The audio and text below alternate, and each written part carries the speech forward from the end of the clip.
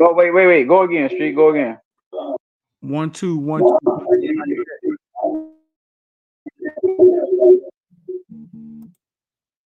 Hold on a second. Oh, wait. Go again. This shit lagging. Hold on. 1, 2, 1. Okay, you good now, Street. Now Okay. Yeah, you Y'all good give me a now. You good YouTube. now. I'm counting on y'all in YouTube, dog, to tell me if y'all can hear me, man. I got a lot going on back here. We got 476 in here. Cal, you know what, man? I want the Villains to talk about that 42 points that I said. But I looked at X in practice the other day. I was like, X, man, listen, man, we don't average 42, 45 points, bro. Well, what the Villains think about that? I think it's good. I don't like you stay healthy. You stay healthy. I feel like you can stay healthy, and if you do have injuries, I feel like if some guys is willing to step up and take a nigga spot and shine, then you could do that 42. It's all about less injuries, and if we gonna have injuries as part of the game. I have to step up. How much did Jaden Daniels and LSU average this year, Cal? I think he said it was like 45. Jaden Daniels and LSU average. If we average 42 points, we're going undefeated, bro. Don't start that shit. I don't know who that was, but please don't start that shit. Listen. They start this every year, KB. That's every year. KB. 42 points. 42. Don't do it. Listen. Yeah, I think it was it LSU that had no, was it? Yeah, it was LSU that had like 42. Yeah. It was like 42 yeah. points. So, and he had 2,000 yard receivers. Ooh. Yeah, so last year, fellas, for context, last year we averaged like 34 point some shit. It was like 34.5 or something like that. Georgia Tech averaged like 34.1. So that's who we were hanging with, the Georgia Techs of the world, just for context. So Streeter's thinking we're jumping pretty much a whole touchdown and some change. Actually, no, 2 touchdowns. You said 45. You said 45, right? I think we run around 42, 45. If we don't, man, from how explosive the offense looked, like how the receivers, if the receivers are running around like that, you got a Royal who looks like there's nobody can guard a Royal. Because even when you own him, he gets position. Ray's 5 yards separated from any DB who tries to guard him. Josiah is just unguardable over there. Like he just, if it's going to be that, you know what I'm saying? If it's going to be that, and then we got a quarterback that we've seen as an alpha, right? We should be somewhere around 42, bro. Like 42, 45. Nobody thought Jaden Daniels was going to do what he did this year to that level. It just clicked. I saw him in the spring. I went to LSU spring game. We knew he had talent. You know what I'm saying? That's why we knew he could get it done. But nobody thought he was going to win the Heisman. Great. What was the difference between this spring practice and practices compared to last year's? Like, do you remember anything different? I mean, of course, we had James and Cam was probably shutting shit down. Like, what's different now? Is what's lacking in our defensive backs? I think things we don't talk. I didn't mean to cut you off, but I think we don't talk about enough about football. And football is momentum, intangibles, leadership. Dog, I think whatever Cam Ward, JB, P, whatever them guys did in that 7-on-7, in that time where the coaches couldn't coach them and they were just out there by themselves, right? Yeah. It seems like whatever happened there, somebody grew some confidence in the quarterbacks. Now, so it's different. Sorry to cut you off. Does it look different to you this year? Like, oh my God! Every year I think we say this shit look different, but the wide receivers are literally obliterating the DBs, and I don't think the DBs aren't competing. For some reason, the wide receiver and the placement of the ball. Shout out to my camera guy.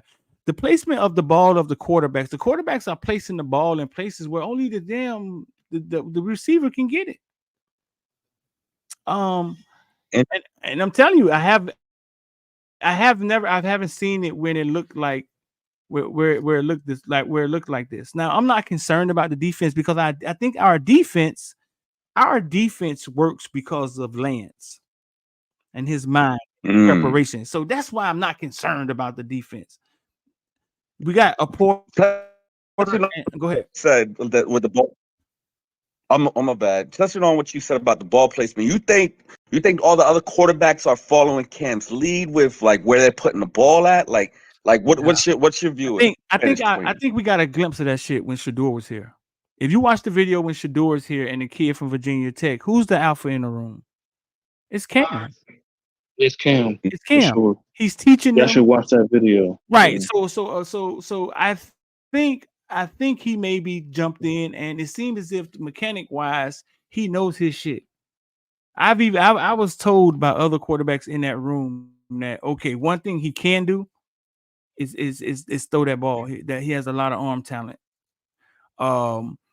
So if I had to take a guess, bro, whatever happened with them bonding with the receivers, with Cam, with Cam being that type of guy, that leader, it seems like it worked for the wide receivers, and Arroyo just looks like he's on a mission.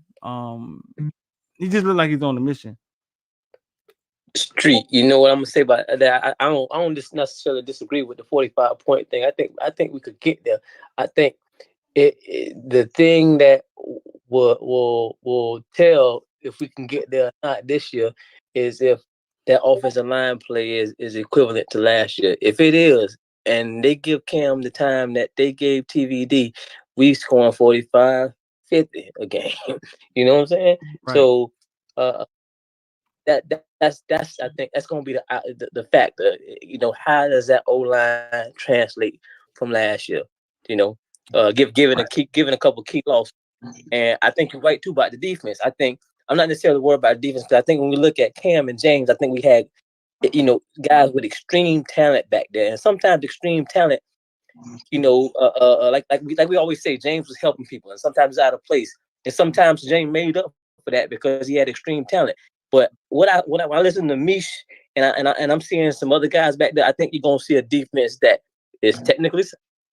That's gonna be the mix in there, you know, in practice, technically sound, and that are gonna be on time where they're supposed to be at.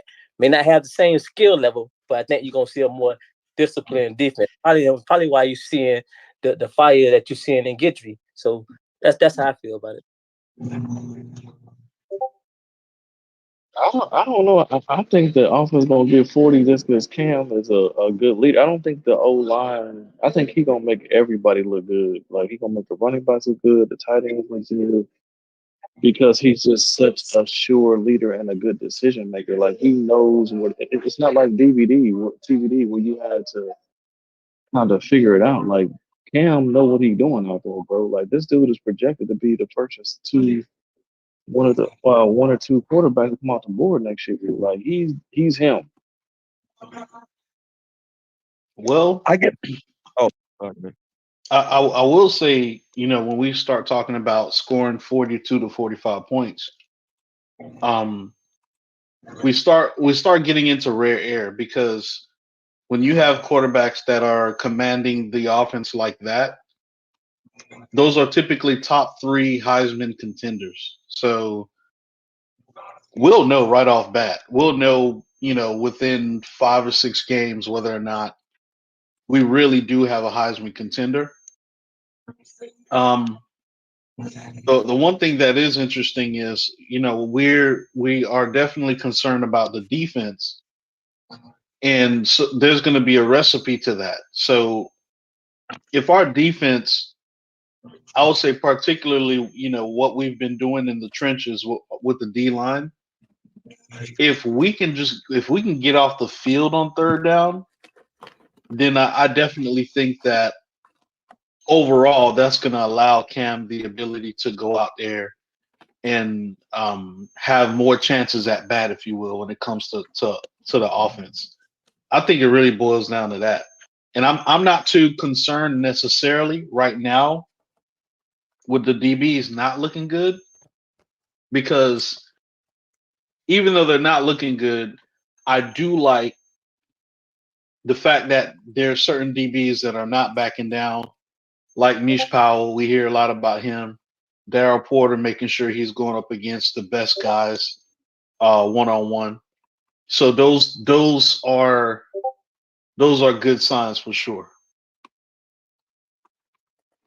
Yeah, Rich. Mish guards Restrepo every rep. If anybody here played college ball, can expound on that. He guards him every rep, every practice. Anybody want to take a stab at like why, or if they've seen that before? I got it. Yeah. So him coming over, like Misha's next level is the pros. So when him coming over, especially him coming over from where he's coming from, it's the same level, but it's a little different. Um, but long story short, it's an iron sharpens iron type of thing. Number one, he's going to be matched up with a lot of slots. That's probably the first thing. So why not match up with one of the best slots in college football?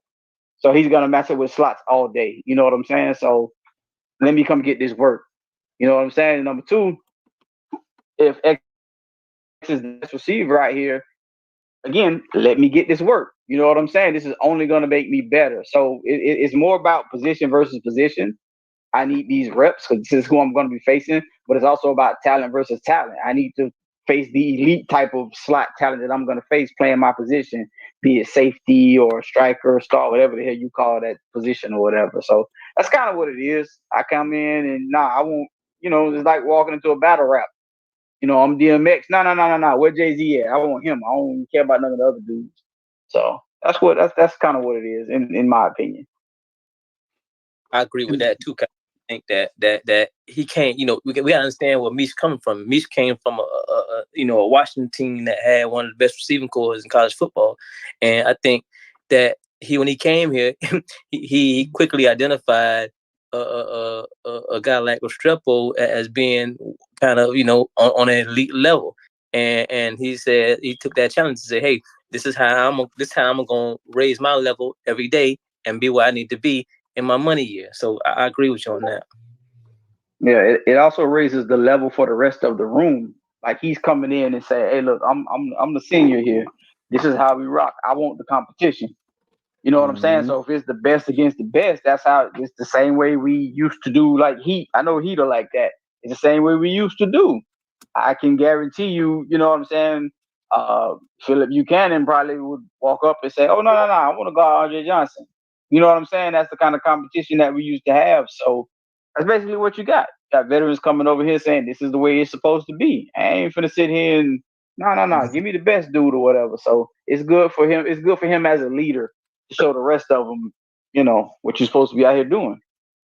Yeah, good on man. Hey, three levels in.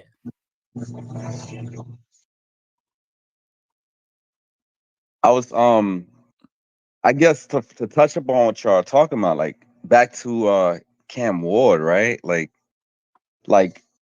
how important is his leadership to the other quarterbacks going forward, like next year, for example? Like, do you think like they're watching Cam like putting the ball in the proper place, like just his arm strength, his accuracy, like how pivotal is that? Do you think for you guys? Oh, that's a great question. Streeter, what did you say about that? About JV emulating Cam in practice? No, I think going forward, like I just said, I think it looks like he's already had an impression on him. Like the ball placement from the quarterbacks, I've seen him getting in a few of the younger guys, like getting in their face, like talking to them. I think he's already had an impression on him. That's just my theory from the way things look from what I've seen from him. So I think going forward, yeah, man, look like they've put the right guy in the room, kind of like when De'Aaron King came here, right? Mm-hmm. I think the difference though between De'Aaron King coming here and Cam coming here is the fact that the level that they respect Cam because of his ability and the fact that he's an NFL quarterback. But I think more so they're competing against him too. It's not one of these things where that room is not competing because he's the guy. I think that was the one thing that we did miss with D King is the fact that when De'Eric was here, you had a quarterback like a TVD who, for the most part, it's like, oh, De'Eric King is here, so let me go ahead and chill out. I think it's way different now because you got a JB who's like, I don't care who you are, but at the same time, it's all love too. Like I'm not saying that to be malicious. It's just more so if you're not Rich, out there every single day leading, then Rich, your indirectly, spot could be taken. I think you indirectly described TVD and Jake. Right. Yeah, you're right. It was like, well, De'Eric King is here, so that there's that. Let me go ahead and get the right side of the bench. You get the left side. Whereas now it's like, you even got Reese Poffenberger, trying to squeeze his way into the twos and stuff like that and get time with the ones.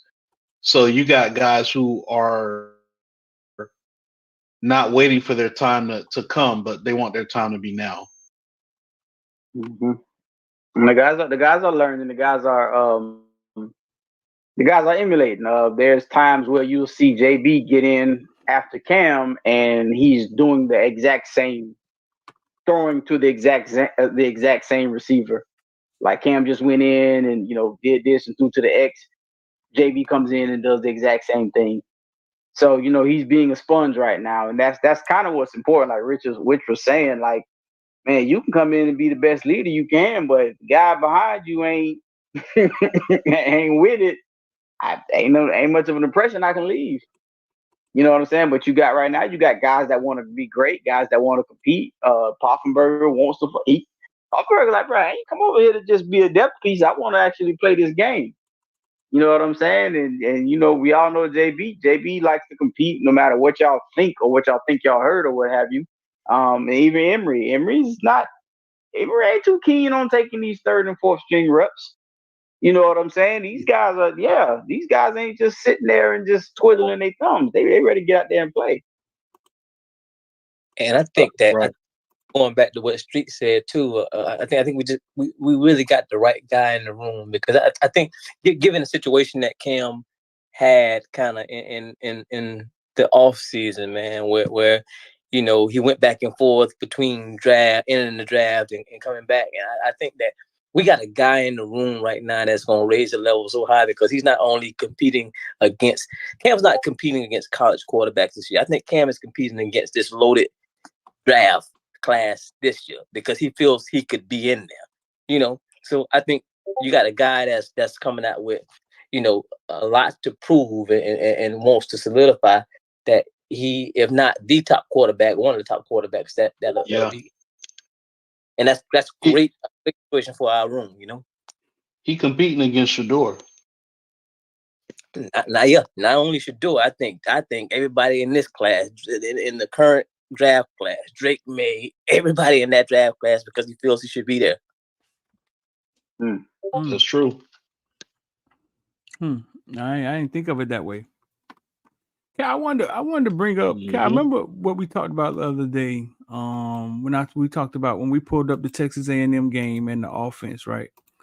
And what happened in that game, and then we all agree it changed, and then what happened in games after that, and want to see if you guys have a take on it. So we all thought that the Texas A&M game was one of our better offensive games, right? And when I pulled up, we were in the Discord talking the other night, and I pulled up and I said, in the Texas A&M game, we had total 451 yards. We had 374 yards passing and 77 yards rushing. We threw the ball 30 times, 12.5 yards a pass, and we ran the ball 24 times. This is Texas A&M. This is game number, what, 3? 2? 3, I think. Yeah, 3. Game number 2. It was game number 2 after Miami, Ohio. 2. Okay, and we all thought that was one of our best offense performances. But then we all felt that the offense changed when it got to Georgia Tech, or something looked different. And if you look at the Georgia Tech game, We threw for 288 yards. We threw the ball 36 times, and we rushed the ball 47 times against Georgia Tech. We had a total of 453 yards. TVD was 24 for 36. We averaged 3.5 yards a rush against Georgia Tech. So, and we know Georgia Tech was a travesty, 3 interceptions, yada, yada, yada. North Carolina game, which was after that,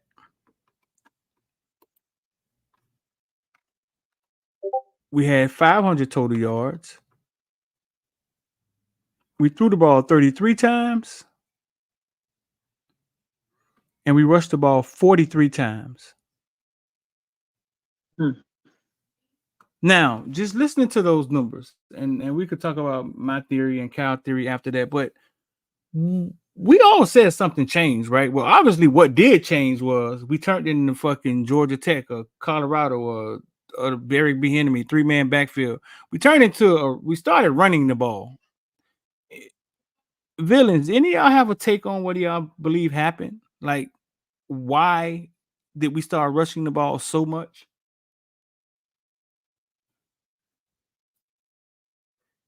Until the TVD was hurt by then. Oh shit! That's what they say. He was hurt. It got to be some type of reason. I don't want to go with it, but it got to be some reason scheme and how he was doing things just completely flipped. No, I don't have belief. Brandon, you might have to go out and come back in. Go ahead, bro. You're in the portal, Brandon. You might have to go out and come back in. You want to hear your take? Yeah, just go out and come back in. All right, what about now? I'm good. No, you good. You good. Yeah, you Gucci now. I'm good now. Good now.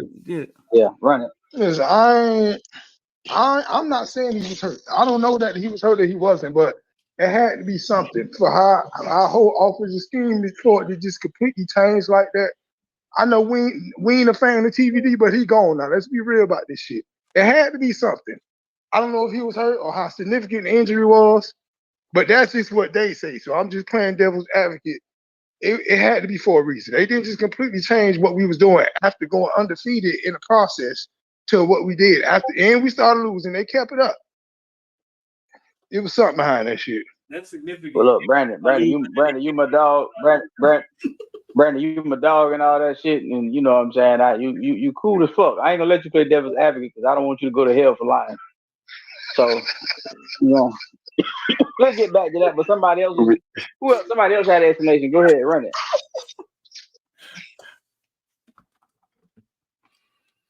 I don't even want to touch on that shit, bro. Yo, I'm in. So y'all ask me some questions while I'm in for a little bit. So get at me. Talk to X. What's going on, X? You like Hennessy and shit. What's good? You drinking, dog? What's going on? Nah, man, I ain't even pulled a cup yet, man. I'm about to though. No. Let's see if X got a take on it. X, listen.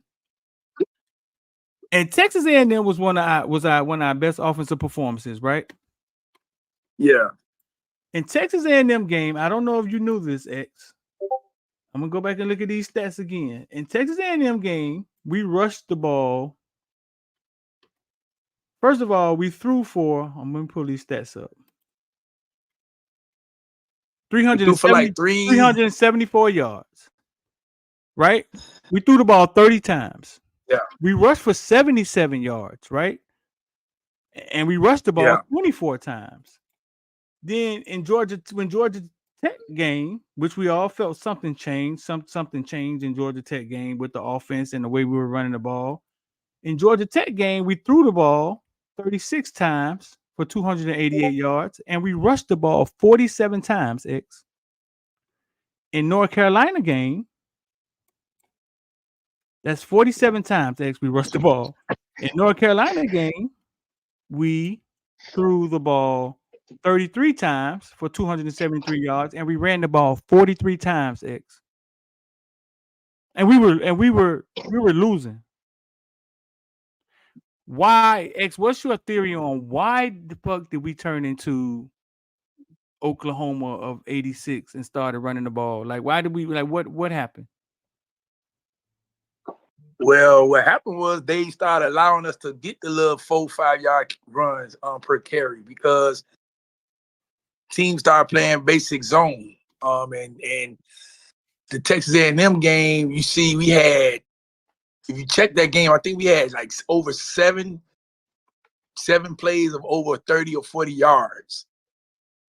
So after that game, our big play capability stopped. Everything was like, man, keep it in front of you. So you probably might get a 20-yard here, 6-yard carry here, but let's just keep them to that because they have a big play offense. So they stopped doing that. TVD, once he couldn't read the zone and get the ball to the right people, they were like, yeah, let them keep running the ball. That ain't going to beat us. But just don't let them beat us over the top. You know what I'm saying? Like, that's how you play a good team that has an offense that has big play capability. Keep them in front of you. Kyle, Can I get an unpopular go and controversial take? Go ahead, right? Mm-hmm. I'm gonna just say it, man. I don't think it had a lot to do with football. I think it had a lot to do with Cristobal saying, "Look, I'm not." Cristobal staff said we're not happy with this guy. He held his motherfucking hostage throughout the summer. We not gonna let this be the damn TV show. And I think he chose to go out the way he wanted to go out. And that's just what I see, because I don't think leading up into that Georgia Tech game, I think we had our way. So why wouldn't an offensive coordinator and team to still continue to want to have their way? You know, he was making a ton of mistakes before Georgia Tech, but it's just, I think something happened, man, in that locker room. It was a call made, and we say we're not gonna let him do what he want to do. We're not gonna let him. You know, that's what I feel, man. I got a take on it. I don't give a fuck. Everybody need to When you hear the, go ahead. No, I'm go. sorry. No, go. I said everybody should have a take. Go ahead. Now, so when you hear the stats and you see how we've significantly increased the number of carries that we're getting, you have to first think about the number of plays that we ran. So when we look at rushing the ball 24 times and throwing the ball 30 times versus Texas A&M, that's a whopping total of 54 plays. So we ran 55 to 60 plays during that game. But when you turn around and you look at Georgia Tech and you also look at North Carolina, we rushed the ball 47 times and we passed the ball 30 times. So that's 77 plays in that game. So during that game, we were 75 to 80 plays. Here's something that happens to quarterbacks, especially quarterbacks that are not elite. There's a certain number of snaps that quarterback can take till he starts fucking up. Excuse my French. Till he starts fucking up. And that, I think, is, and I always seen it with TVD. After about 26 passes or pass attempts, if you will, things start getting a little shaky, right? So I think it's a combination of things. I think it's one of those things where we wanted to be balanced on offense so bad that we chose to run the ball to be balanced. So we were run first instead of being more so interested in winning games. That's first and foremost. But I think secondly, we overestimated the quarterback we had, because if we knew who we really had under center, I think we would have limited the amount of plays that we were trying to run on offense. We would actually slow the offense down a little bit to where you're 25, 30 attempts passing and about 30 rushing attempts, and keep the game to about 60 to 65 plays. Because a lot of those mistakes that did occur was because of as the game goes on, as the game is on the line, we start making those interceptions and things of that nature. So that's my take. From the coaching perspective, we were hell bent on being too balanced. That's number one. But then I think from a personnel perspective, I don't think we had the person under center to command an offense for 80 to 90 plays, in my opinion. So that's just my opinion. That's my take. Kyle, you buying any of this? And if I'm looking at this, 1 second. Kyle, you buying any of this?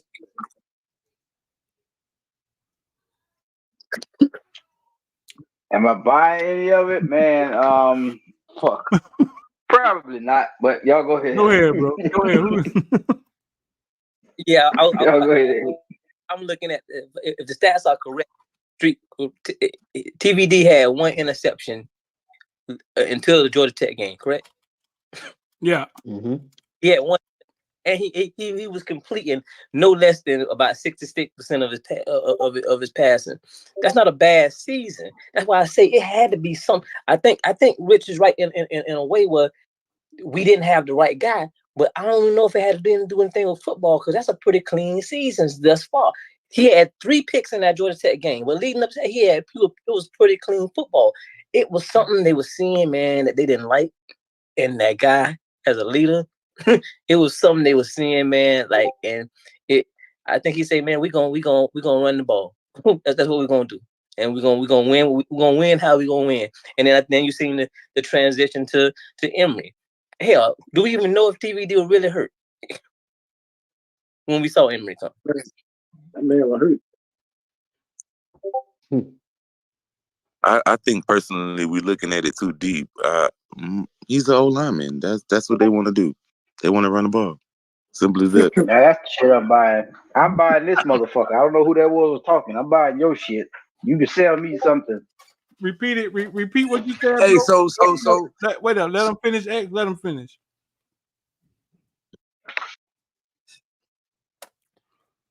Who said they want to run the ball? Who said they want to run the ball? well, listen. I mean, I've been told. I kept telling y'all that he's a runner. He's a lineman.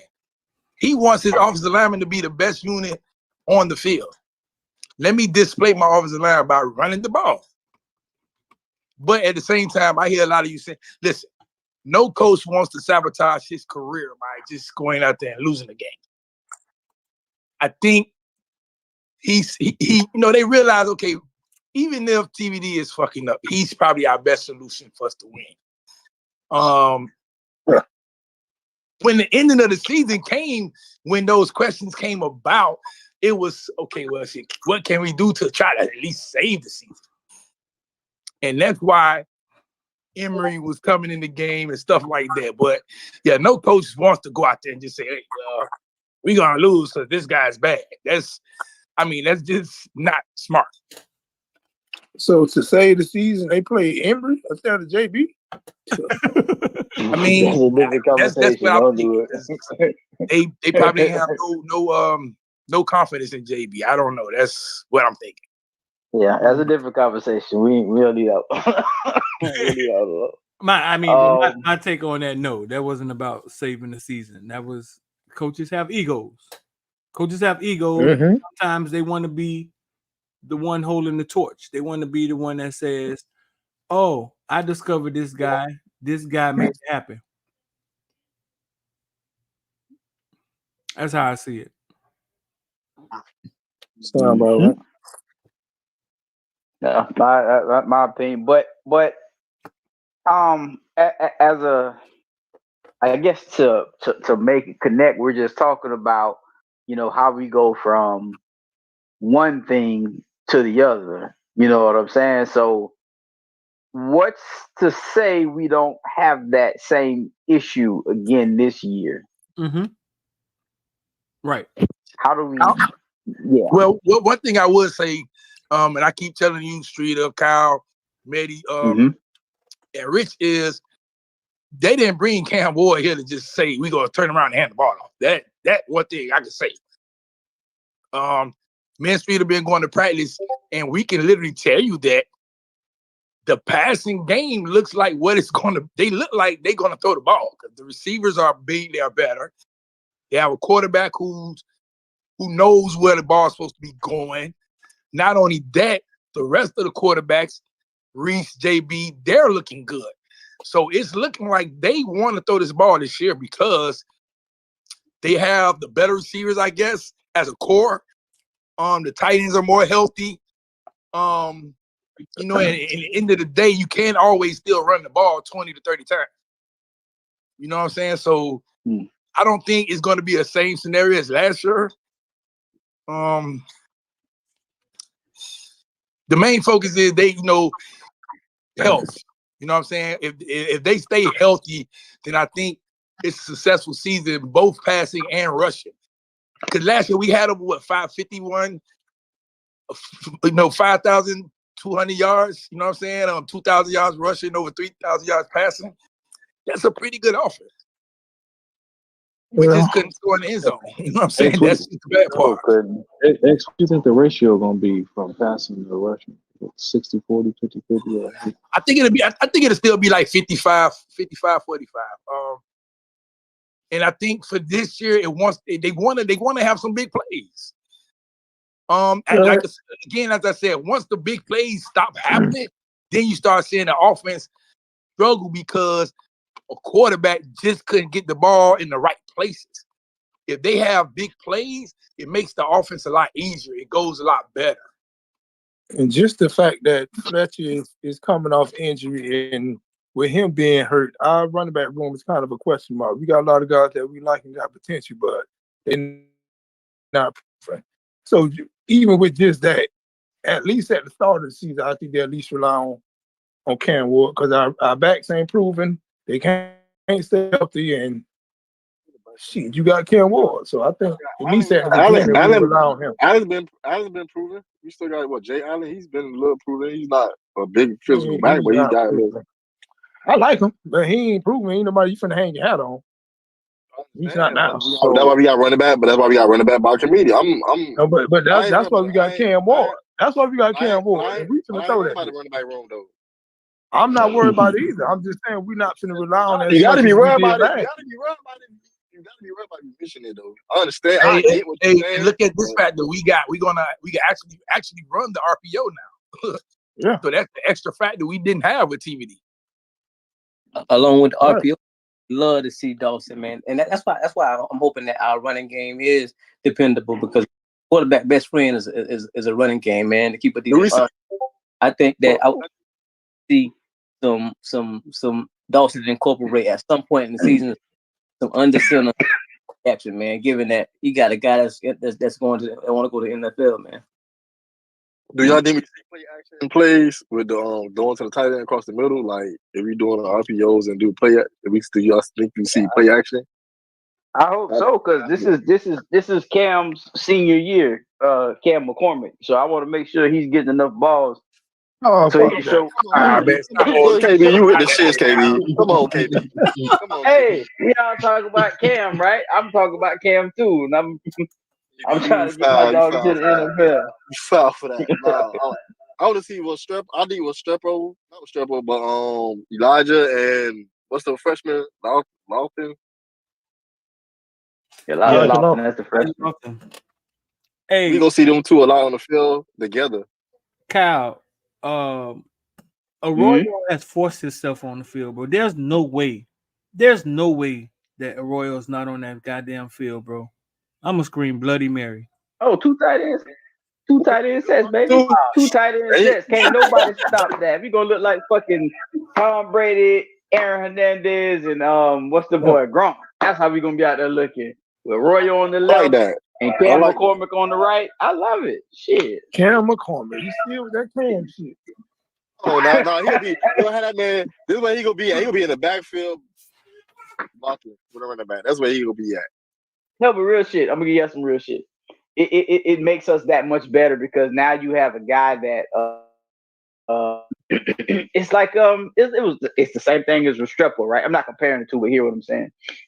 Now that you can put a guy in where he's supposed to be successful and not overuse him, everybody's gonna appreciate him more. Like I say that about Restrepo. you're gonna appreciate Restrepo more because now it's not gonna be. I said this the last time we were here. It's not gonna be 15 fucking catches for 87 yards. Now it's gonna be 10 catches for 120 yards and 2 touchdowns. You know what I'm saying? Because of Cam and shit. So it's the same thing with Cam McCormick. You're gonna appreciate him being the third tight end and opening up some blocking, some running lanes and shit like that, as opposed to it's first down and he's just out there, just kind of just standing there in the middle of the field and nobody gives a shit. You know what I'm saying? So, you know. Hey, what's up with that list, man? All it out, everybody crying. Hey, no, what you mean? Today Friday. I said Saturday. I know, but how many? All right. Hey, I got a question, bro.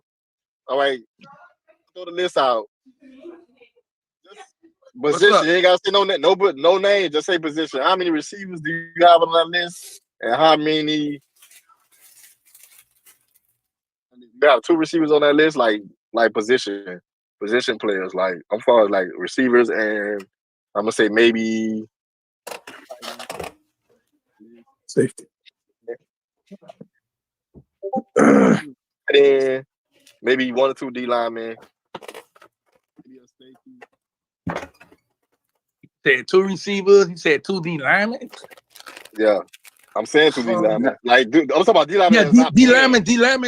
I got D linemen. I got 2 D linemen on there. No, not tonight, X. Not tonight. Hold up, Nick. Not tonight, X. We ain't doing it tonight, X. We're gonna put it out. We're gonna put it out in the member section. We're gonna put it out in the member section. But what happened was Kyle asked the villains to come up with their list, who they thought, and then we're gonna come out with our list and give it to the in the member section. And you say how many people on the list? X, you thinking maybe 12? Yeah, 12. Okay. So he was just giving his thought. He was just giving his calm down, King. Calm down. We got you. He was just giving what he thought. Who you got on your list, King? 2 receivers, 2 tackles. I don't got no running back already gone. For those that Medi has a stream up top. I think he's still up there. Medi got a stream up top. Y'all can see on y'all screen where he has the actual roster out there. I don't know how that's working. It's hard for me to do it on my phone because it's gonna glitch me out. But there's a stream up top if y'all need to see the rosters and y'all can come up with y'all own names. I think David been working already. So I got one safety. Well, you can give names, David. You ain't X. You want to give out names? I don't know the names. For receiver, I'm gonna say for receiver, I got Reddick and receivers. I don't know. Is Bellum still here? Still on the team? Bellum's still here. Yeah, Bellum's still here. Get that boy out, like, bro. Just I don't know. I know he been injury plagued and stuff like that, but I don't know. They might have to put him out the door. So let me ask this question. X. So we need 7 to get to the roster requirements, right? Does Mario have a desire for more than 7? And if so, how? Give me a roundabout number you think is going to be. Yes, he definitely have a number for 7 or more than 7. The 7 is just to get down to 85, but again, he wants to bring in 5 extra bodies, 5 to 6 extra bodies. So in order for him to do that, the number has to go to 12. Gotcha. You think 12 is where it tops off? You think it could get higher, or? I mean, if it get higher, if it gets higher, it's players unhappy. Okay. I don't think it's higher than 12. If it goes higher than 12, then that means some players unhappy and he just want to go. Okay, well, that's cool. I mean that we don't got that much dead weight. Then that's good. So we got 1,000 people in here. So shout out to that. We've been on for an hour. We got 1,000 people in here. Shout out to that. A lot of them from Twitter, a lot of them from YouTube. Kind of breaks down to that. I couldn't get it up on Instagram. I'm not sure what was going on there, but go ahead, man. Listen, the reason we're doing this, man, if you want to become a member, is in the comment section on YouTube. If you're on Twitter, it's right there pinned to the top of our Twitter. I put it in the comment section on Twitter too. If you want to become a villain, this is what we do with our villains in the group me in the Discord. We just letting y'all behind the curtain. And shout out to Sean Rounds, man. That's our Ruiz. Sean Ruiz. Sean Ruiz. That's our guy. Sean Ruiz. That's our guy right there. I see you, dog, with that red shirt on. Shout out to Sean Ruiz. Hey, listen, like you said, y'all all invited, man. Y'all can come and come be a villain, hang out in the group me. I think some of y'all in here are not in the group me. I think some of y'all names I don't never get to see in the group me, but you're welcome to be in that. Like I said, sometimes this shit here goes all night. And you know what I'm saying? Sometimes we get down to the nitty-gritty and we talk about, the a group lot too. of things. Yes, definitely. The group as well. Yeah, you can. So my phone stay on silent, boy. I was gonna say, if you join the group, now make sure you put your phone on. Put the app on silent. I'm not gonna even lie to you. Just put the app on silent. Unless you work overnight like me and Don. You don't want your girl get mad. You don't want your girl get mad because a girl texts you 2 o'clock, 3 o'clock in the morning as the group meet. You don't want that issue. Yeah, that definitely will happen. But moving forward, continuing the conversation forward. What kind of like so are we bringing in people? Are we looking for depth? Or are we looking for improvement at certain positions? It's improvement. Mario wants to win this year. What kind of positions that you think we need to improve on? They want to bring in a running back because they just want to make sure they have somebody ready. Fletcher, is reports he's going to be ready, but they just want to make sure for real. They want to get an extra body at receiver, a big target of that. They want to get an extra interior defensive lineman, and they want to get some secondary, both corners and safeties. Man, you don't think we full at the D tackle spots? Nope. Not at all. We're gonna lose about 2 or 3 D tackles. Guys, we may have a guy that surprise us, be surprising to some, and 2, we were like, who the hell that is? So you know how the game goes. That's interesting. We got a lot of fat kids over there. I just don't, I know it's a lot of Cal, remember last year once when Grayson Dean and Leonard Taylor got hurt, we was looking to put anybody at D tackle. We didn't have anybody. Yeah, you never lied. My gosh, well, yeah, it was tough. You know what I'm saying? So just think we had a guy that's they got him listed as 6 foot. I could tell you he's not 6 foot. Thomas Gore, he's not 6 foot. Oh wow, he's still here? They have Harrison Hunt. Huh? Thomas Gore still here? Yeah, he's still there. They might push him out. You got Harrison Hunt. You got TJ Clark and you got Marley Cook. Those are D tackles as of right now. Okay, I forgot you got Horton and right. Moten. So Justin Scott not here, right? But at the same time, they looking for somebody to be that stable D tackle. You know what I'm saying? So they kind of saying, look, if it's nobody we can get out of the portal, it's most likely going to be the freshman guy, Justin Scott. Damn. Y'all want me to call Daryl Jackson? No. I can call Daryl Jackson. He good where he at. And we still got Tarzan, plays like Jane, Anthony Campbell. Oh Lord. I don't know, man. I mean, I just know they just trying to, look, Mario.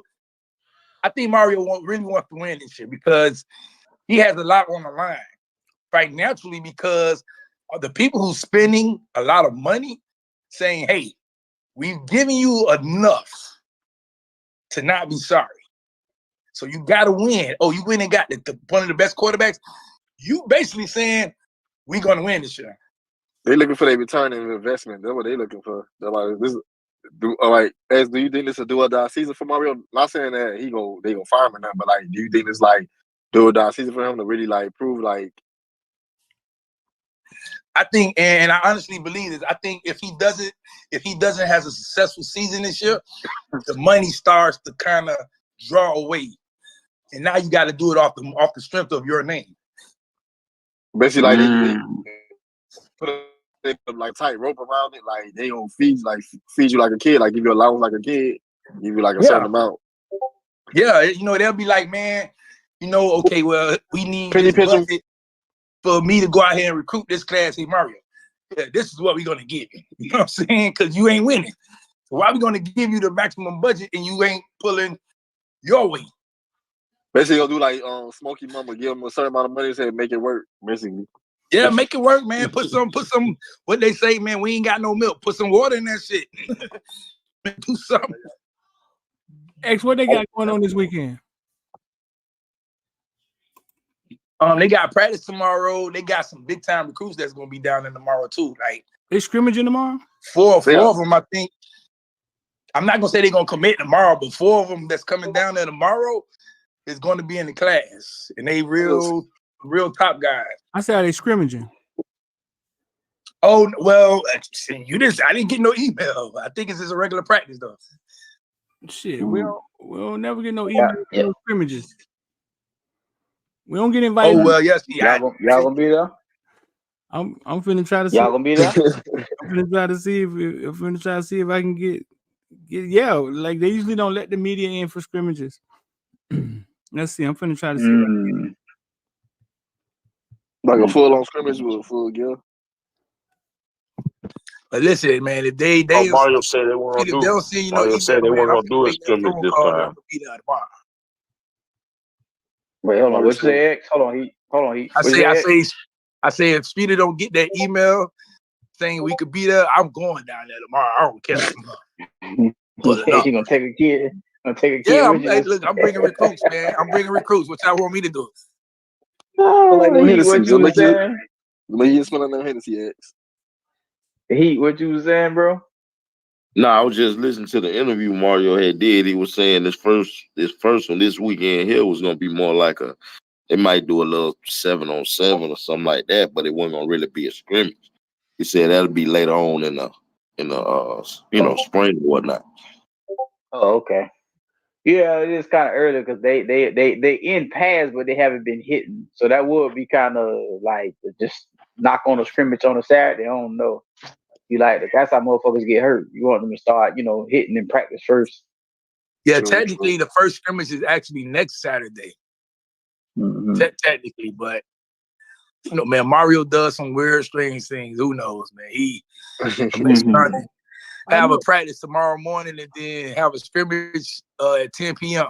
Who knows? Do you realize that Cam haven't spoke to the media yet?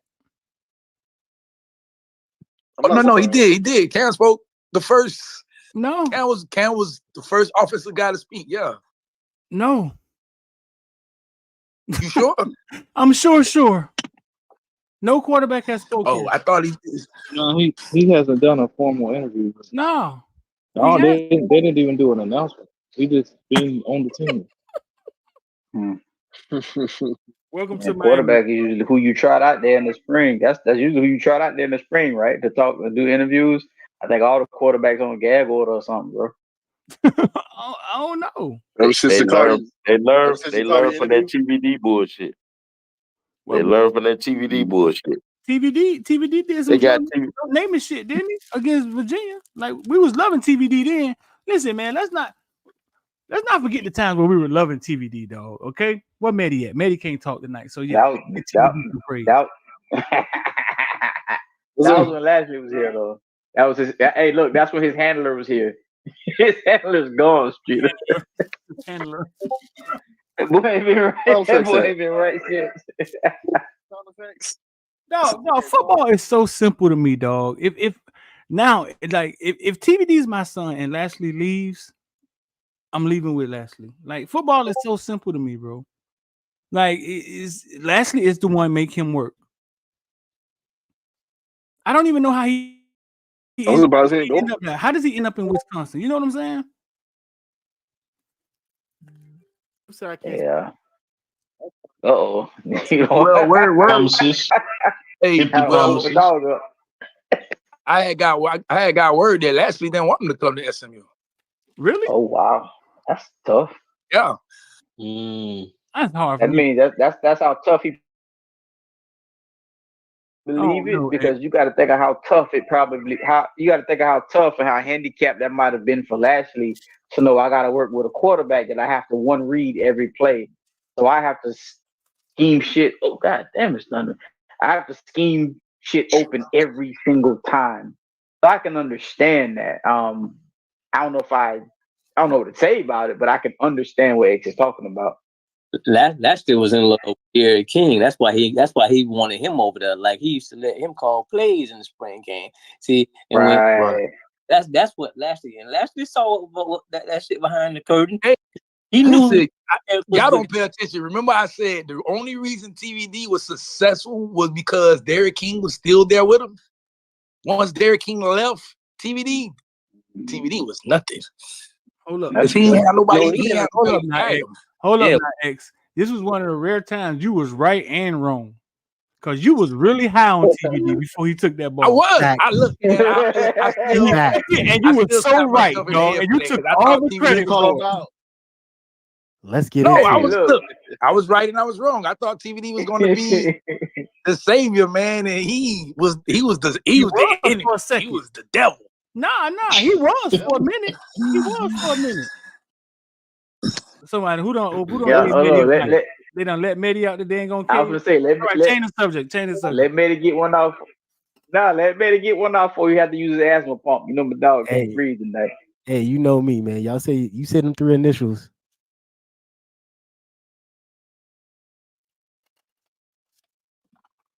You said 3 letters, and I'll pop up like Candyman.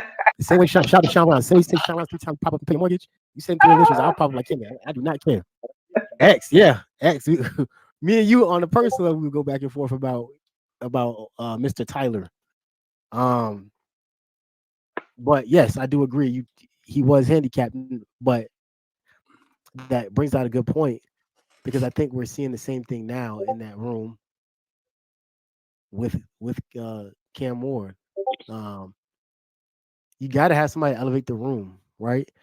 I think a lot of people were just assuming that Derek King and his command and his leadership and the bravado that he brought to the room was just going to rub off on Tyler, but you either got it or you don't, and that's a large part of what I didn't see and why I so quickly fell off of the Tyler hype train, is because I didn't see. Also shout out to 1200 in here, 1231 in the chat. But what I didn't see is Tyler get the starting reins and then take control of the team. The first red flag for me was hearing Josh Gaddis say what he said about Tyler not having any of the receivers' numbers, and then watching it translate to film. And obviously, we gotten some nuance since then that Restrepo is just like that. Like, regardless of who the quarterback is, he's just someone who's very good at what he does, despite his limitations physically. But we also see a situation now where it's like, well, once again, another guy shows up and he has that bravado, and we start talking about, hey, Derek King now for our defense was worth a damn. That season could have been special. Instead, we had a situation where, we can never have two of the same things. Got peanut butter, no jelly. You know what I'm saying? Got ham, no bread. You know what I'm saying? So it's one of those things where now you are possibly looking at this season having two things for the first time in a long time on both sides of the ball, probably since Rick. So those things is important. When a person is your quote unquote leader and they lead the room, those things matter and they translate to helping everybody in the room elevate. Because the quarterback, who is, the unofficial franchise player, if they don't have it, it almost subsequently drowns down and pulls down the rest of the team. So it got to be something that people hold up. You know what I'm saying?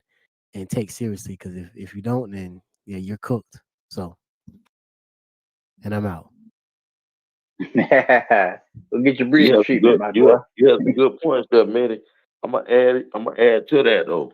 A lot of people understate the camaraderie, and camaraderie to me don't just mean the relationship between players or relationship between coaches to players. Sometimes it comes down to the characteristics of the players that you recruit or you bring into your program. So if you look now, if you look back at it, the Eric King and the quarterback roster you had then, it was inconsistent. You had a athletic quarterback in Derrick King who could move. Then you had a TVD, a statue that was scared to move. Motherfucker behind him was just a statue. Now, if you look at our quarterback roster, it's all guys who can move. And Emery is not the most athletic, but he showed throughout the year that he's willing to move if need be.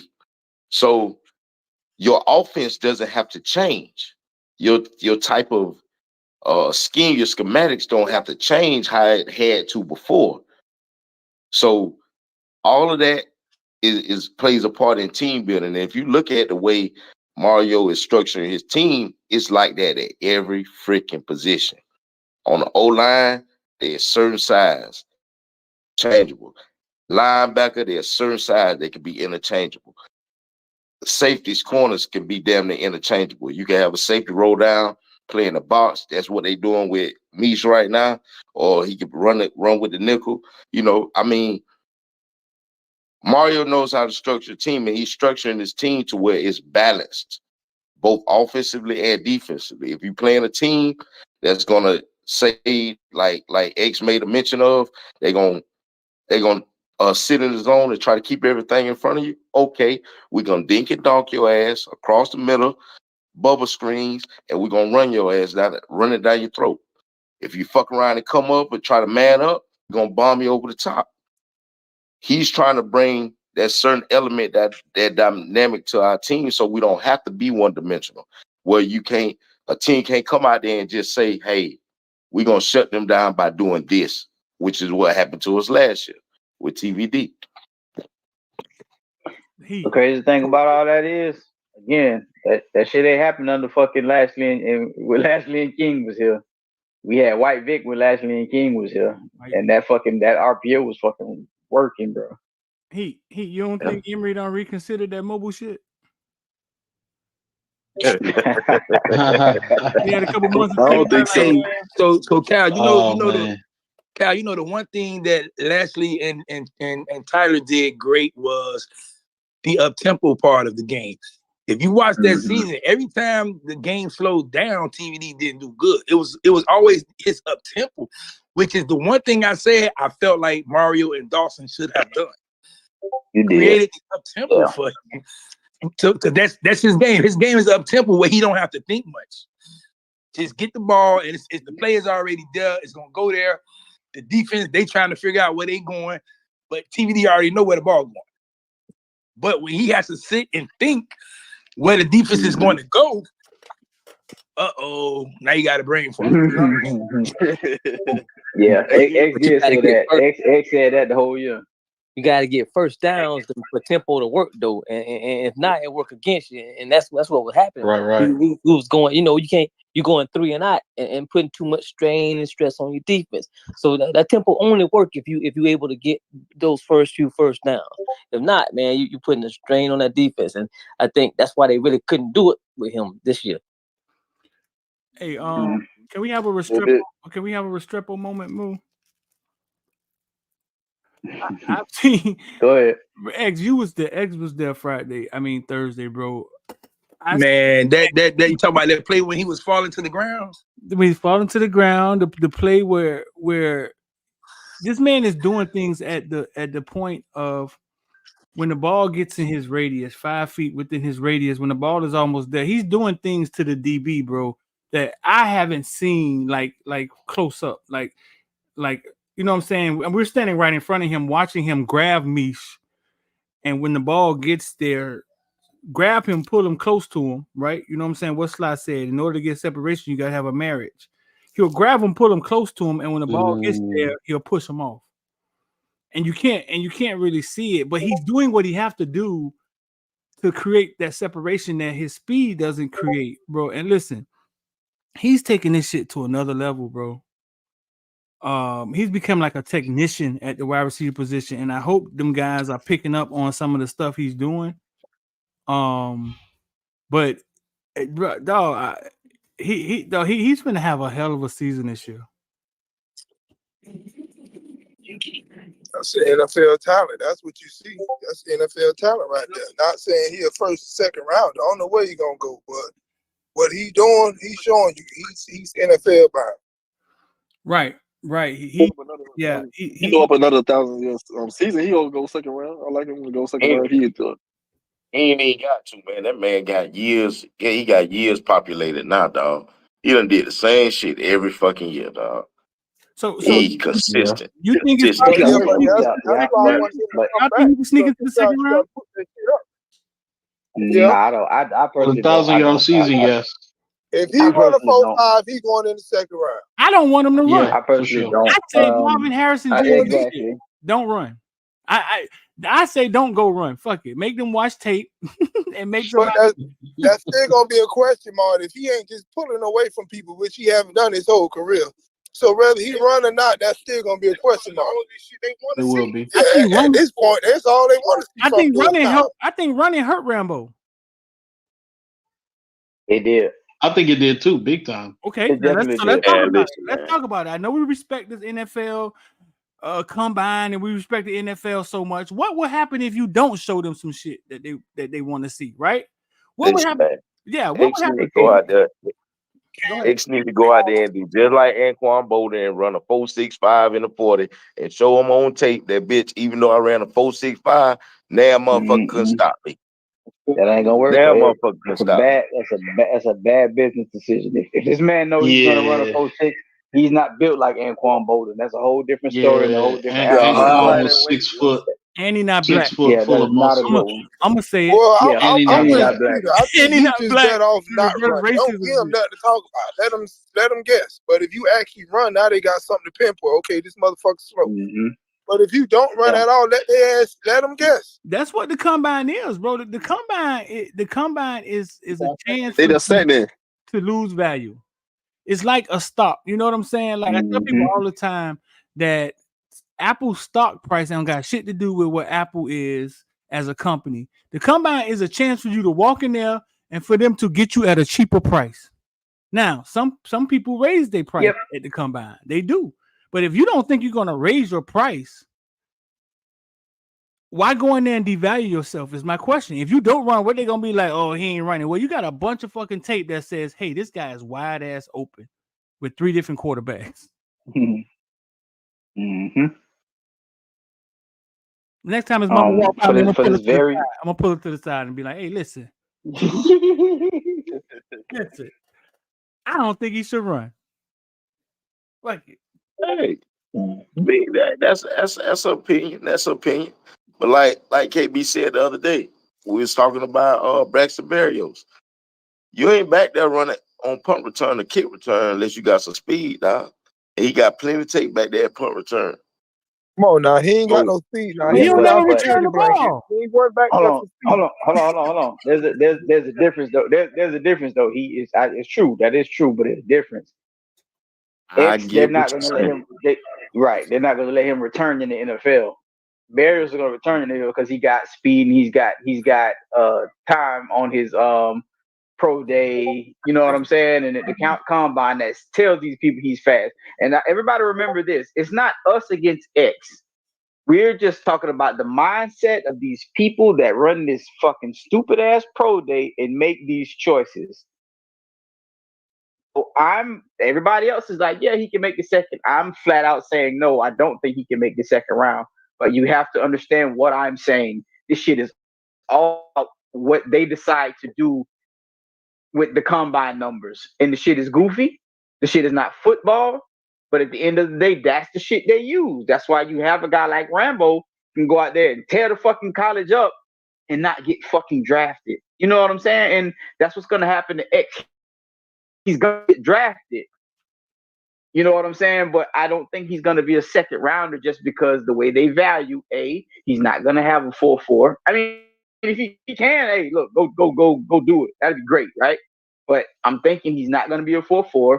He's not 6 feet tall like Bolden. And like Streeter said, he's not black. You know what I'm saying? Those things are going to work against surprise him. all y'all. It's finna It ain't surprise all me. y'all and run a 4-3-5. Oh God, you know what? I thought Cam Hey, Kitchen I'm was gonna with you surprise because me too. I'm with you because people gonna be doubling X, and that means Cam McCormick is gonna get off and have 1,000 yards. I'm saying if he gonna run the 4-3, Cam McCormick gonna get 1,000 yards receiving. That's all I'm telling you. You did that, man. Did that, bro. Did that, bro. No, but Well, Kyle, shit though. Kyle, Go you ahead. do My know, bad. Look. Kyle, you do know NCAA 25 coming out, so Cam McCormick may do have 1,000 yards. He might Video do have game, 1,000 why? yards. Y'all get off my dog like that. Hey, but real shit though. It again, everybody in here love X, and even when we talk about diminished returns and all, it ain't us. We're looking at how the NFL looks at this shit. It's goofy to us too. You know what I'm saying? But that shit gonna always be a knock on X. And who knows? Maybe if that knock wasn't there, X wouldn't be as good as he is. Because maybe that's what drives him, that chip on his shoulder. You know what I'm saying? You give me 85 X's, shit, nigga, we gonna undefeated every goddamn year. I got a question. Anybody know? Bro? Anybody know what Wes Welker ran in the 40? That's a good comparison. That's a good comparison for X. He was a 4.6. He was a 4.6, mid 4.6. 4.65. Yeah, but that's also a different time too now. Y'all, that's also a different time. Okay, Julian Edelman. You know what? I don't think the 40 going to be that much important for for Restrepo. I think they're going to look at his shuttle time, him getting in and out of breaks and stuff like that. That's going to be important for it because he's not going to be an outside receiver where he got to be a blazer. He's going to be a slot guy where all you got to do is just get to a spot and get open so I can throw you the ball. Wes Welker 4. Well, look, let me look. Hold on. Check this out. Amendola 4.5. Check this out, though, Street. You're comparing Wes Welker and Xavier Restrepo. Remember the conversation that we're having. Wes Welker went undrafted. Yep. With that 4.6. Yep. You get what I'm saying? So remember, y'all remember what we're saying about this combine and these numbers and what he's gonna run has no bearing on his NFL career. We're just talking about where he probably is gonna get drafted. Got his chance on a 1-16 team, right, Cal? All that had to go right for Wes Welker, right? Well, no, he was at San Diego first. He was with San Diego, and then we traded for him and got him over there to the Dolphins. And he got his chance right. He made his name on a 1-16 team that we needed him to do every fucking thing. All of that had to go right for Wes Welker. Right. And when I think about what wasn't Wes Welker a part of the Patriots too? Yeah, well, that's what he's saying. After the 1-16 team, that's what got him. That's what got him to the Patriots. Yeah, the 1-16 got him to the Patriots. Don't they want to pay him? So he ended up going to the Patriots. I think they traded him or something to the Patriots. No, he went as a free agent. Because he like what Street is saying for that 1-6 that team we had, he was able to showcase himself. Right. And so the Patriots said, "Bitch, you finna fit right in." Right. And it was the rest is history. Like Detroit. When that Detroit Lions. When I think about drafting receivers too, especially in them high rounds, Kyle, like first, second round, I think NFL looking for guys that are versatile too, that can play inside and outside, especially when you're using the high round draft pick on a guy like at a receiver spot. So a guy Restrepo who is limited to basically being in the slot.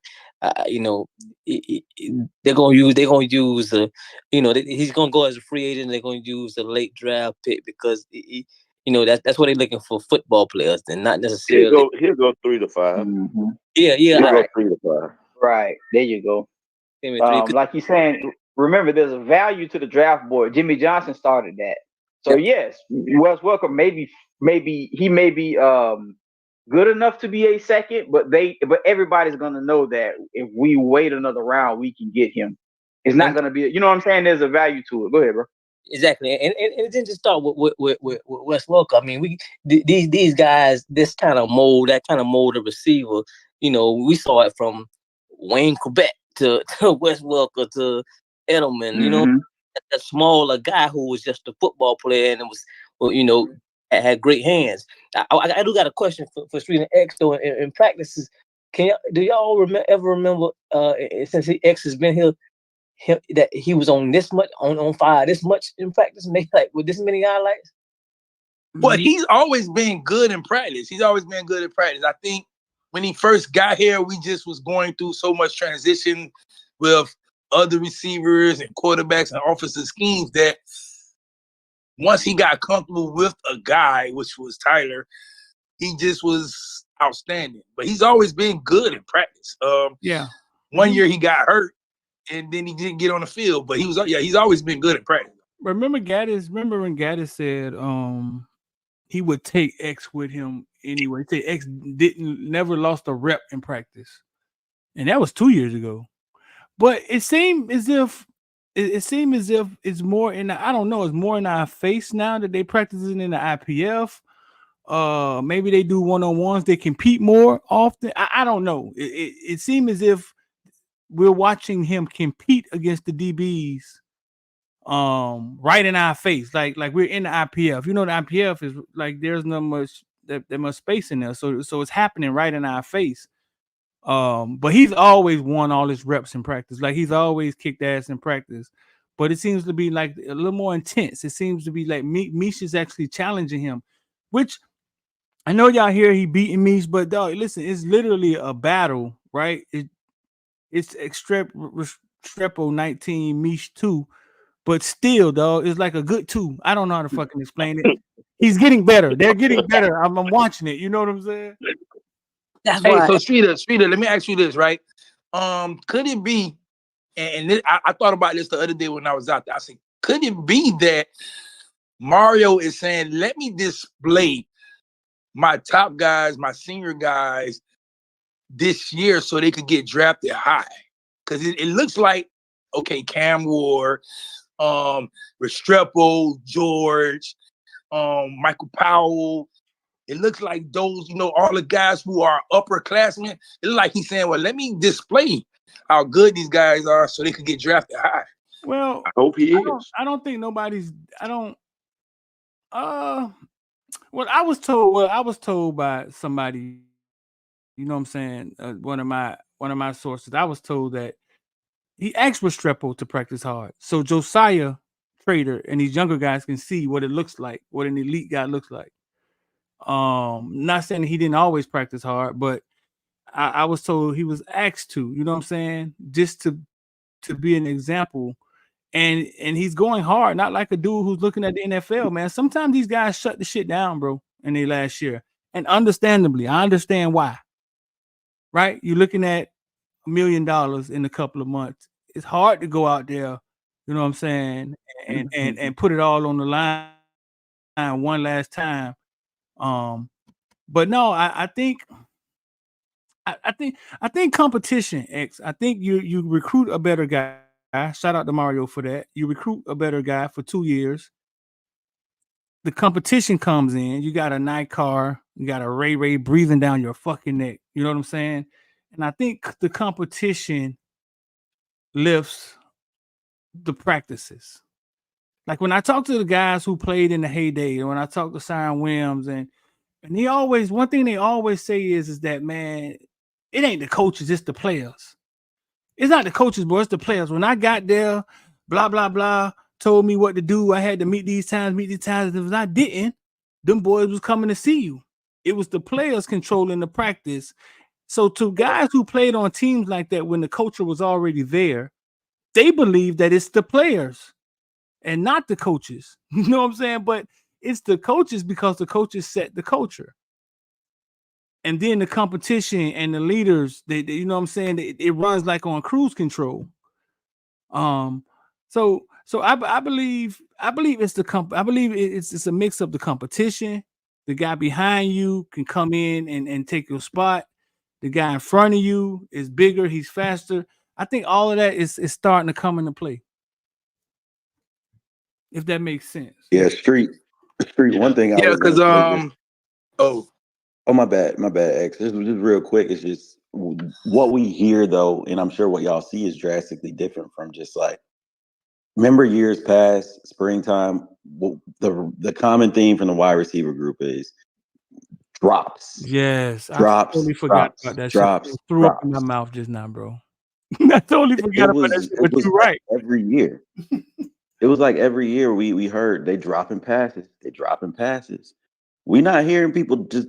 I'm sure there's still drops, but it's not like close to the same magnitude as it was. They don't drop passes though. That stopped when KB got here. That stopped when KB got Hey, here. I'm That was last. gonna keep it a buck. last year. And I'm gonna keep it a buck. And this is something that KB told me personally. He say, "Look, man, X, they drop passes, they ain't getting in the game." So, if Street will tell you they not dropping passes, guess what? They not dropping passes because they want to get in the game. And KB ain't playing it this year. He like, man, they not getting in. We not playing that game this year. Yeah. And which is why he, like Streeter just said, you go and recruit the better players who JoJo, Nycard, Chance Robinson, those guys, they ain't coming to just say, hey, let's just sit on the bench. So they like, shit, coach put us in. We ain't gonna drop the ball. No, they coming to play. That was Gaddis with that. That was Gaddis them had the drops. Gaddis had them boys dropping everything right. Last year, them same guys got them Restrepo, which Restrepo don't really drop, but Restrepo, Jacoby, Kobe Young, all them guys here last year. How many drop balls? Well, George would get a case of the drops every now and then, but them boys weren't dropping balls last year.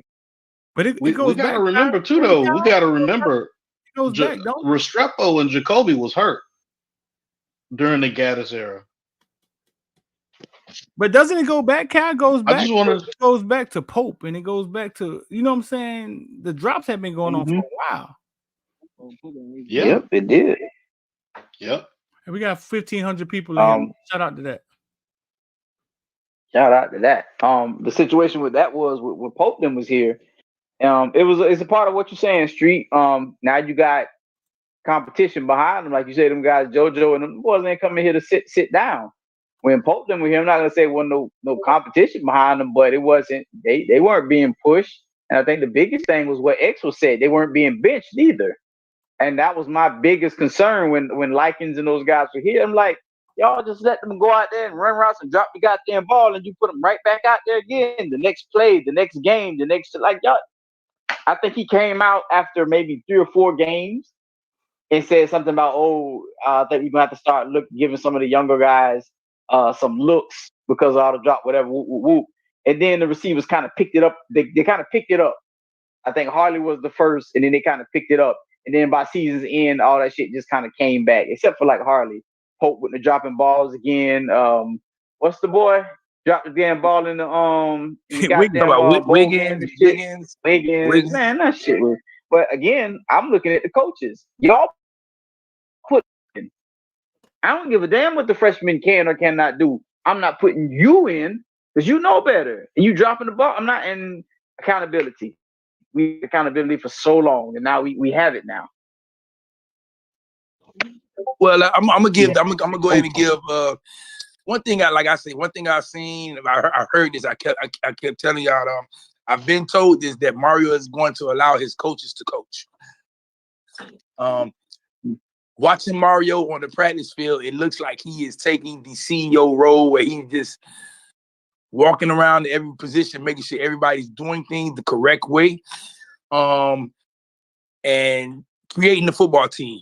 Now he does get intense when he gets with offensive alignment. I mean, obviously you should know that, but yeah, every other position, like I think I seen Bobby do a drill and Bobby didn't do it right, and Mario instantly grabs him and say, go back and do it again. You know what I'm saying? So he's taking that CEO role where he just, let me get my team together and I'm gonna allow my coaches to do their job. Do you think he finally get it this year? Do you think he finally, by you saying that, do you think he finally like the light bulb went off in his head? Like we were saying that last year. I know you Street was saying it. Please, baby Jesus, please, from your mic to God. I hope a light bulb has one on, bro. My bad. Y'all can hear me good? You hear me No, good? you can hear we heard you, bro. I'm saying, I hope what you're saying is true. Like, I hope a light bulb has went off. What X saying, and you were saying it. We was talking about it last year. I feel, well, hopefully he turned the corner about that. Right now it's spring. We don't know if he go flip flop into the fall camp like is gonna switch all over. What we see in the spring, I hope it just continue to go over to fall camp and during the season. Well, you know, for the Spring, most part, it's like if the offense goes out there and works, I think he sits back and relax. You know what I'm saying? But if it's not working, of course he's going to get back into hey, well, let's run the ball. I know we could do this. That's any coach. Any coach is going to do that. So, like when you say if the light bulb goes off, I mean, look, Cam, he's going to have the opportunity to throw this ball around. If it's working, guess what? Everybody's going to be happy because they're going to be seeing passes going this way, that way, this way. And then, you know, we still be able to run the ball. But if Cam is not able to throw that ball, guess what? It's going to be turn around and hand this ball off. That's just what he knows. That's all he knows. He knows I'm going to build this offensive line and we're going to be able to run the ball. And that's it. I think Mario needs I think he needs an offensive analyst or a consultant. The reason I say that is because of what you just said. Like, if it's going wrong, he's gonna go back to what he knows, and that's not always the answer. Sometimes it's just tweaking and fixing. So, like, when Lashley was here, y'all know I'm not one of those Lashley people, right? I know he did well with TVD, but I'm not a Lashley person. So I think we kind of tend to forget the games where Lashley struggled, and he struggled with TVD, and it would be like the second half of games we were down, then we'll start airing it out. It's kind of like, why are we doing this all the time? What was told or what I was heard was Likens, passing game coordinator. He did Likens step in and do his thing, and that's what kind of elevated the whole TVD thing, right? So in this instance, Mario cannot help Dawson if he's struggling because Mario knows O-line and toughness and run game. And sometimes that's not it. Sometimes you might just need a tweak to your passing game. So I would love to see him get like a consultant on the offensive side because we still don't know what Dawson is. Dawson is pretty much an incomplete. You know what I'm saying?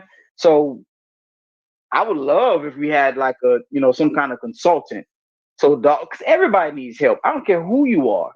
I'm sure Gidry is happy. Didn't they just hire somebody? They just hired somebody. They just hired somebody. Well, no, they just bought in Ed Ogeron, his other son. Yeah. Parker or something like that. But he's not. I mean, I don't know how good of an offensive coach consultant he's going to be, but that's what his job is. No, I don't even know if it's offensive consultant. I know they just hired him. I don't even know what they hired him for. I want to get an OG offensive consultant because they don't change what you're doing. They just help you. Sometimes you need different eyes. I don't care who you are. As good as Gidry is, I guarantee you, Gidry got somebody he goes to because you don't get better just being the smartest man in the room. You know what I'm saying? So I would love somebody to be there with Dawson and say, hey, man, maybe you should look at it like this. Or maybe, because again, look, it took to the end of the year for Dawson to realize that TVD is a one-read quarterback. Gaddis figured that shit out in 4 weeks. Lashley knew that shit from the jump. You know what I'm saying? And I'm not blaming Dawson. Maybe he had so much on his plate that he couldn't, get to it and see until TVD said it to him. But having a guy, a consultant or whatever may help him in those. You know what I'm saying? We might have learned that trick faster. So we would have got a better performance out of TVD. So that's all I'm saying. I think Dawson needs somebody he can lean on.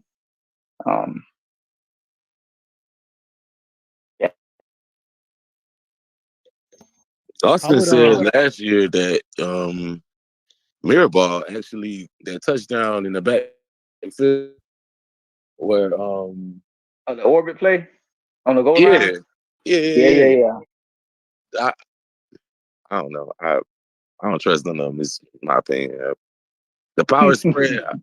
I think Mario wants a certain kind of offense. I don't think it's just running the ball. I don't think it's just passing the ball. I think he wants a certain kind of offense. He wants it to look a kind of way. Unfortunately, Mario wants to be able to do what he wants when he want to do it. If you watch the University of Michigan offense, if you see that offense, this is what Mario really wants the offense to look like. Well, they able to manhandle you with the running, also being able to throw the ball. That's what he wants. We just haven't built that roster yet for us to be that way. He's trying to build that roster that way. But we got Cam this year, and we do have better receivers than Michigan. So it's like Michigan waited 9 years for that though. He not Yeah, going. 9 years. It took Harbaugh years to do that. But I mean, but that's always been Michigan offense. Though. Let's line up. Now, We gonna power a lot of running ball and a lot of broken plays. I mean, JJ McCarthy was good there. I don't see y'all point sometimes. Like I don't always agree with everything everybody's saying. I don't talk a lot. I am in the group me and everything, but I side more with Coach Hayes on this. We should have went and got somebody else. Build that's it, why yeah. he I here, think bro. he'll build it. That's I why think he he'll here. build it. The players to be here. I think the players are gonna get here. Parents love him, but he don't got the coaching. Man, it's not up to par. Hey, sir, that's You why know he here, what? bro. You know That's what? why we having I would coach, agree bro. with I you. mean, coach. Wait. Let him go ahead. I was gonna say, Sterling, I will push back on that and simply saying, I think year one was a trial by fire when it came to Dawson. I think Dawson's someone who was very stuck in his ways and was very adamant on that spread concept. And I think Mario was very clear, like, hey, I want to be able to run the ball. And maybe it could be something where he was possibly, reeling him in. And not to mention his quarterback did him no favors. When I think somebody said it earlier, it might have been Kyle or X or somebody else. But when they figured out like, hey, this dude he lacks the capability to actually throw the ball with complete accuracy, regardless and despite of the coverage. We've heard it's on record of them trying to bring him in, saying, hey, how do we help you be better? And it didn't work. And then we ended up having to bench him. And then he was allegedly hurt. And it brought a whole bunch of where I don't think that was the proper developmental arena for someone like Dawson getting his first shot again as an OC at the Power 5 level. So not making excuses for Mario, because what I am saying is that we saw year one with Dawson. I mean with Gaddis. Guidry. No, Guidry. Okay. Guidry had an opportunity and he handled his business and he got extended year one with the pieces that he had in the room. Dawson necessarily didn't. So I think this would have to be the year that he has to put something on tape. So Sterling, I'm a firm believer. I'm a firm believer in hold on a the second. adults in the room. That's him talking? The adults in the room. Street. Okay. Yeah, that's him talking. Go ahead, Sterling. I believe that I'm not a firm believer in blaming the kids at all. That's not who I am. They do what they told to do. Most of the time, they've been playing this game since 5 years old. They know how to run a route. They know how to run a goal. They know how to run a 9. It's not complicated. Football is not complicated. Mm-hmm. They find this fun. It's a sport in Miami. I blame the adults in the room 90% of the time. True. Me. Mm-hmm. Yeah. I don't think Mario has it. That it. Can I get this from 4-Second Street? Is he? Can I get this from 4-Second Street? Yeah, just let him finish. You'll go next. You'll go after him. Let him finish. Go I ahead, got sir. something I want to say, and then I'll let him have it. Cause we got to get off Harbaugh. So go ahead. I believe that given time, yes, Mario can get the job done if that's a national championship. He's the tutelage of Nick Saban and other coaches he's been around, Jimmy, and get Jimmy back in the building. Just have him walking around. We're gonna have to do something else than what we're doing because, like y'all said before, when Cam goes out there and throws 3 incompletes for 4 series in a row, what we gonna go back to doing? We're gonna run the ball. Yeah. And that ain't always. It's a new age in football. Mm-hmm. You pass to run now. Sterling, what's your background? I You play ball? I did. You play at what level?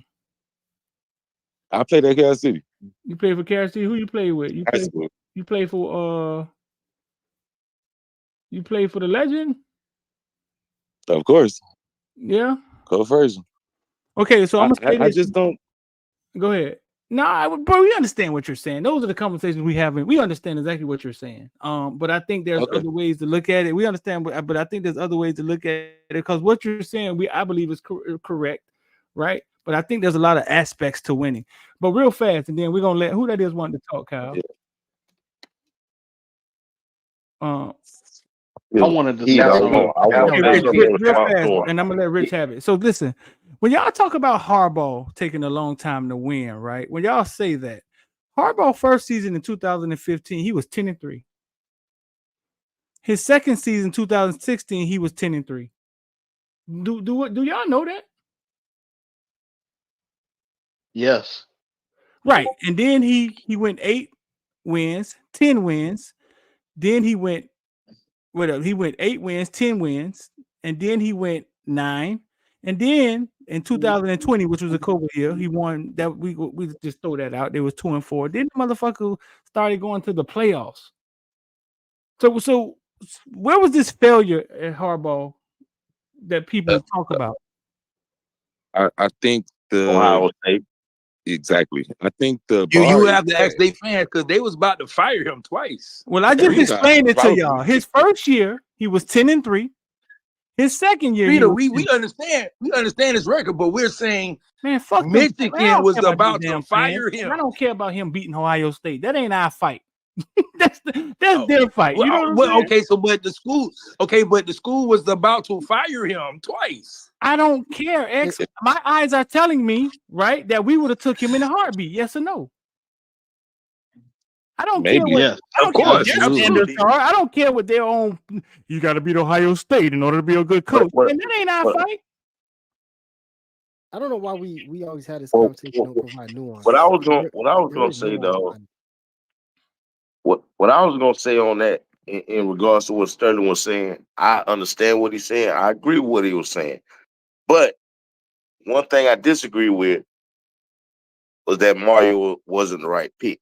And the only reason I say that is because any person on this stream right now that's dealt with some cats from Miami, South Florida, it take a specific type of person to be able to deal with that, bro. You need somebody that understand the culture, understand how to deal with players, how to deal with people from South Florida. It really wasn't High nobody else. school. It really wasn't nobody else out there that I felt like could come back home and actually influence the guys positively and change the culture without causing an all-out melee, dog. I I think like In today's society. I think they I got to agree. connect with the community more. I think that's what it's more about on his end. It's deeper than coaching at Miami. Randy Shannon had the same accolades. What are you talking about? He was a homegrown talent, coaching the NFL. Yeah, We fired him in the 3 money years bag ago. But won't open with him though. The money here's the bag won't difference open though. with him. Exactly. He had And the that's number one recruiting class. What are y'all talking about? yeah, and yeah, they all but the came from thing one is, school. so first, I remember when KB started to jump on the scene. KB was on the same tip where he was like, I don't blame the kids, I blame the coaches. And KB was right. And I have to say that I don't think that Mario's the best coach in the world either. But I personally think, and we see it across college football, that NIL changes everything. And the thing that Mario's very good at is he's outside of NIL, without the money. Mario is very good at recruiting. So now when you add money to that situation, you could almost go out there and get whoever you want. So if Mario continues to keep the same CEO approach, where he goes out there, he's the general manager, the talent, he pays the talent, and then he gets coaches that he can trust on the field. If Dawson could be what he wants him to be on offense, I think we do have an opportunity to win. Because when you have a coach like Nick Saban who retires early because of NIL, because he's not going to get his way anymore. I think that's where the tides have turned a little bit. And I think it's in our favor because of the fact that we were good at recruiting before the money came along. But I do agree. If Mario had to do this thing strictly off of being the best coach, I don't think we do it. But I think isn't that why we lose a lot of the top players, because we're not winning? That's what everybody says. Win, they'll fill up the stadium. Just win, the players will come. I don't. Well, to be honest, we should out the not. window We with should. Mario. Miami recruits itself. I think y'all understand it. No. The location recruits itself. No. We ain't been. Uh-uh. We might have had some nice class, but we ain't been recruiting to this level in years. Not to this level. Not to In this caliber years. at all. Not back Not to even back close. to back. And I think what agree. you're missing Nationally. also is Nationally. what you're also missing. What you're also missing is, and I agree with Mario. Rich. Also, I agree with Rich and also the other one. I don't think anybody else could have done this job because you're asking somebody to come in here. Nobody wanted to touch this old boy that's in Rutgers right now. Lane Kiffin. And then yeah, but it's Mario is taking something that was been a mess for 20 years. And not only did and also what he also is doing is he's galvanizing that Cuban community, like the Moss brothers. Them brothers got money. They got bread. Together with that and that they just, I don't know if y'all saw the tweet earlier that we got one of the largest medical institutions in the state of Florida, together with that and that Cuban community. So he's got the money behind him, and then he's got the recruiting paralysis. And so I don't.